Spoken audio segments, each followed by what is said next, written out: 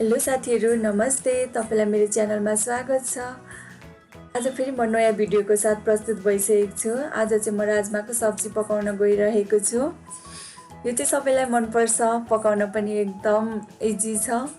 यहाँ चाहिँ मैले 250 ग्राम राजमालाई चाहिँ हिजो बेलुका भिजाएर राखेको थिएँ। अब मैले चाहिँ यहाँ एउटा कुकरमा राजमा र पानीलाई हालिदिँदैछु।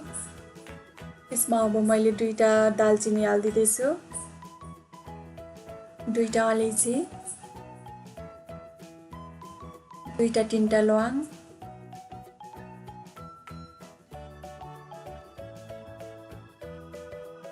एउटा सुकमेल, 2टा तेजपत्ता, अलिकति नुन। अब यसलाई चाहिँ म सिटी लगाउन गइरहेको छु। राजमालाई चाहिँ म 5 सिटी लगाइन्छु साथीहरू।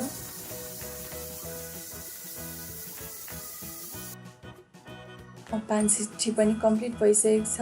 म खोलेर हेर्दैछु, पाकेको छैन भने पनि अझै सिटी लगाउँदा हुन्छ। म चेक गर्दैछु, मेरो चाहिँ पाकिसकेको छ। हेर्नुहोस् त कति मजाले। यसलाई मैले एउटा बोइलमा खनाएर राखेको छु।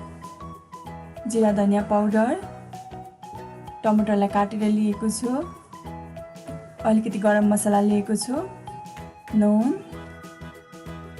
जिरा, 1 चम्चा खुर्सानीको धुलो, हरियो खुर्सानीलाई मसिनोसँग काटेर लिएको छु, प्याजलाई पनि मसिनोसँग काटेर लिएको छु, बेसार, अदुवालाई लाम्चो आकारमा काटेर लिएको छु, लसुनलाई पनि लाम्चो आकारमा काटेर लिएको छु, अलिकति धनियाँ, सनफ्लावर तेल।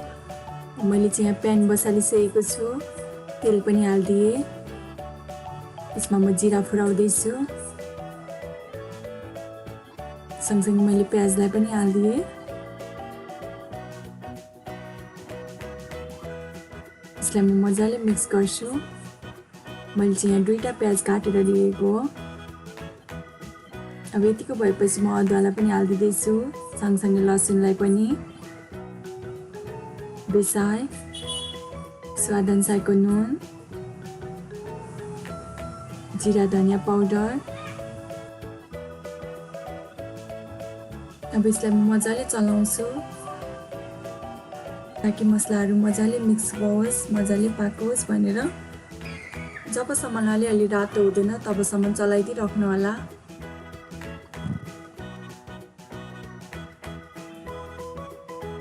रातो रातो पनि भइसकेको छ, मिक्स पनि भइसकेको छ। यसमा मैले 3टा मसिनो टमाटरलाई काटेर लिएको छु। यसलाई पनि म मजाले मिक्स गर्छु। अब यतिको भएपछि म केही बेरको लागि छोडिदिन्छु। मैले चाहिँ सानो ग्यास पारेर 5 मिनट जति पकाएँ। अब यसलाई म मजाले चलाउँछु। टमाटरहरू पनि पाकिसकेको छ। यसलाई म मजाले मिक्स गर्छु। अब यतिको भएपछि म मिक्सरमा पिस्न गइरहेको छु यसलाई।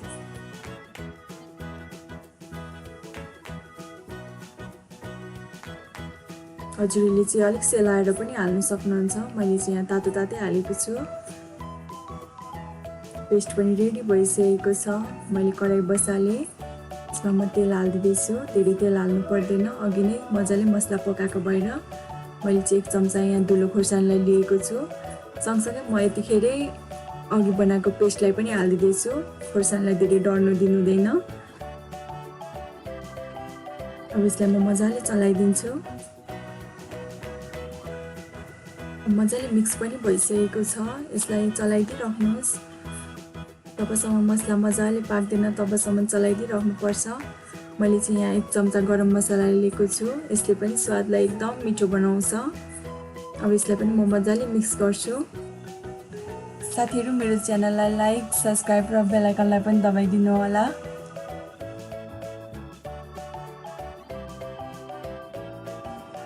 अब यतिको भएपछि म केही बेरको लागि छोडिदिँदैछु। सानो ग्यास पारेर म 5 मिनट जति मैले पकाइसकेँ। अब यसलाई म निकालिदिँदैछु। मसला पनि पाकिसकेको छ। अब यसमा चाहिँ म राजमालाई हालिदिँदैछु।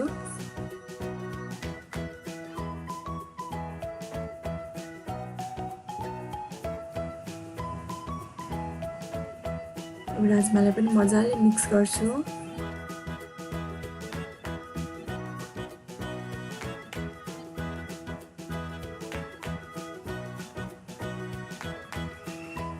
यसलाई मजाले मिक्स गरिदिनुहोस्।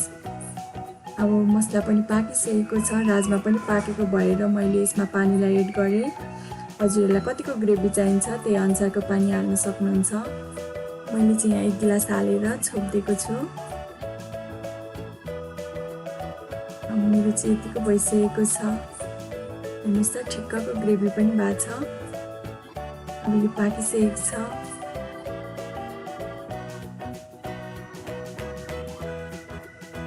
यसमा चाहिँ म अलिअलि धनिया हालिदिँदैछु। धनियाले पनि टेस्ट एकदम बढाइदिन्छ।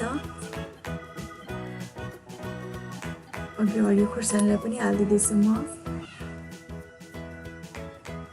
फेरि केही बेरको लागि छोपिदिएको छु। अब चाहिँ यो रेडी भइसकेको छ। यसलाई म मजाले चलाएर सर्भ गर्छु। हेर्नुहोस् त एकदम स्वादिलो बनिएको छ। त्यति धेरै रस पनि छैन। रोटीहरूसँग खान एकदम मिठो भएको छ।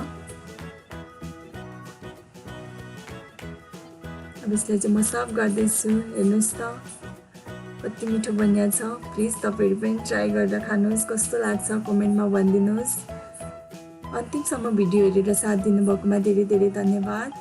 Thank you for watching. Don't forget to subscribe.